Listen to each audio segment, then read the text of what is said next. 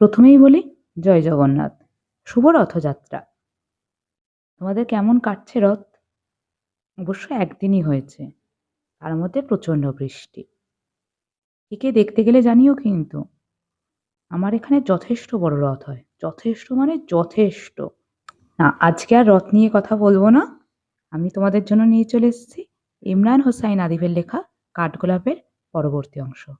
শুরু করলাম। নাম চাহিদা। মানুষ সত্যিকার অর্থে আসলে কি চায় সেটা সে নিজেও জানে না। তবে যেটা চায় সেটা নির্ধারিত একটা চাহিদা অবধি সীমাবদ্ধ মাত্র। পূরণ হয়ে গেলে মন হাঁসফাঁস করে নতুন চাহিদা পূরণের প্রয়োজনে। শখের নতুন ফোনটাতেও একটা সময় গিয়ে আসক্তি কমে যায়। যে বাইকের নাম কিংবা রঙে মন নেচে উঠত, সেই বাইকে ধুলো জমে যায়, অথচ খেয়াল নেই। নতুন উপন্যাসের প্রতি থাকা ঝোঁকটা একবার পড়ে ফেললেই কেমন যেন দমে যায়। পছন্দের গানের লিরিকে একটা সময় বিরক্তি আসে। বর্ষায় মেঘ চুইয়ে পড়া ঝরা পানি প্রথম ভেজাতেই সুন্দর। টানা কদিনের বৃষ্টিতে একঘেয়েমিতে আসে।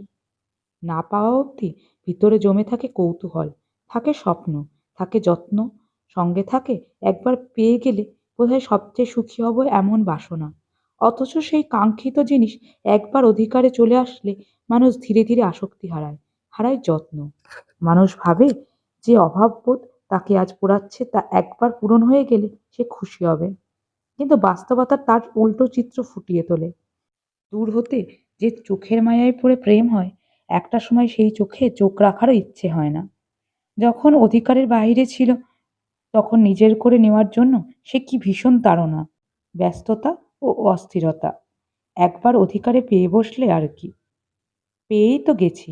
এ প্রজন্মের কাছে ভালোবাসা কি শুধুই আসক্তি? এটার কি নির্ধারিত সীমারেখা আছে, যে একবার সেই অবধি পৌঁছলেই ভালোবাসা ফ্যাকাশে হয়ে যায়? মানুষ তার অনির্ধারিত সব চাহিদা পূরণের লক্ষ্যে ছুটতে ছুটতে যখন জীবনের শেষকালে এসে দাঁড়ায়, তখন নিজের দিকে তাকিয়ে দেখে তার দখলে সত্যি বলতে কিছুই নেই। সারা জীবন পার্থিব সম্পদের পিছনে ছুটতে গিয়ে দিন শেষে খালি হাত নিয়ে ফিরতে হচ্ছে অন্ধকার ঠিকানায়, যেটা তার জন্য একমাত্র পূর্বনির্ধারিত সত্য। মানুষ বড়ই অদ্ভুত। নিজের নির্দিষ্ট চাহিদাটুকুও বোঝে না। জানে না ঠিক কতটা পেলে তার মনের ক্ষুধা মিটবে, কতটা চাহিদা পূরণ হলে তার ছুটে চলা থামবে। আল্লাহ সুবহানাহু তাআলা খুব কম মানুষকেই নিজের নফসের ওপর, নিজের চাহিদার ওপর নিয়ন্ত্রণের ক্ষমতা দিয়েছেন।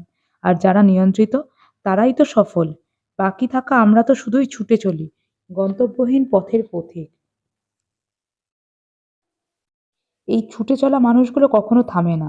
থামার আশ্বাস দিয়ে আপনাকে থামিয়ে সে আবার নতুন পথে ছুটবে। এভাবে তার শরীর হতে রুহ না বিচ্ছিন্ন হওয়া অবধি তার হৃদস্পন্দনের তীব্র গতিবেগ থামবে না। বন্ধুরা, কেমন লাগলো তোমাদের জানিও। অনেক কিছু সত্যি সত্যি বোঝার আছে। আমিও বুঝছি, তোমাদেরও নিশ্চয়ই ভালো লাগছে। কেমন লাগছে জানিও। ভালো লাগলে লাইক, কমেন্ট, শেয়ার করো। সাবস্ক্রাইব করতে ভুলো না। ততক্ষণ জন্য টাটা।